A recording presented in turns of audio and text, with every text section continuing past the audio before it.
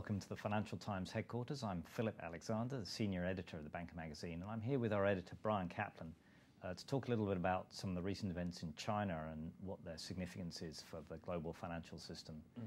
Brian, we've seen obviously a big sell-off in the stock market, efforts by the Chinese government to stabilize things, and then this move by the Chinese central bank on the exchange rate to loosen the exchange rate a bit.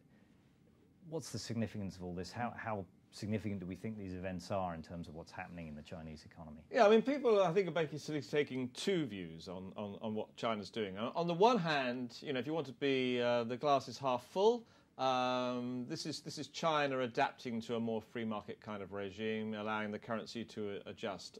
Although, of course, the intervention in the stock market would mitigate against that. But I mean, I think the Chinese authorities have now said they're not really going to carry on doing that. If you want to take a slightly more negative interpretation, you could say this is signs of China slowing down and the economy creaking slightly as it goes through this enormous transition. And it's a huge transition from being a manufacturer and an exporter principally to an economy more high-tech, more based on services and more based on consumer demand. And the worry, I think, is that we're seeing China slow down now, even before we've even seen the economy, the global economy, recover from the financial crisis. So the question is, what will that then lead on to in terms of world growth? Right, and are there particular countries or groups of countries that may be more affected by that slowdown in China if it happens?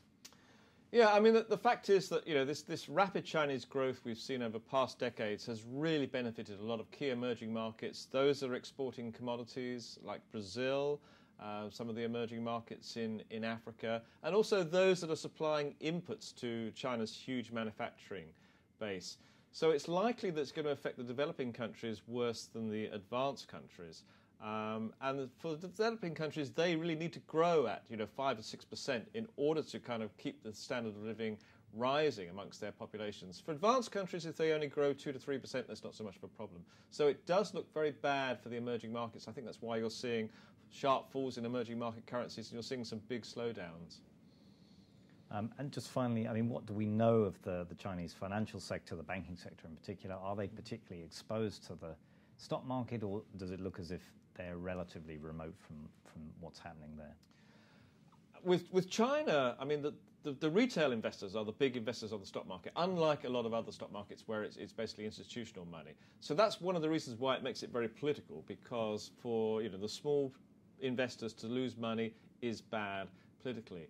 But then there's another element to the whole China financial system, which is that you've had this long periods of regulated deposit and interest rates, and you've seen a development of a shadow banking sector, and you've seen these sort of wealth management products that have been pumped out for investors to try and get better returns. And there's worries about those because does the Chinese government is Chinese government going to allow those to fail when they get into trouble? And how exposed are the banks to those wealth management products? I mean, the Chinese authorities have been very aware of the problem for some time, but will they be able to control it in a way that leads to a soft landing rather than a hard landing? Well, a lot to look out for in the coming months. Thank you very much, Brian.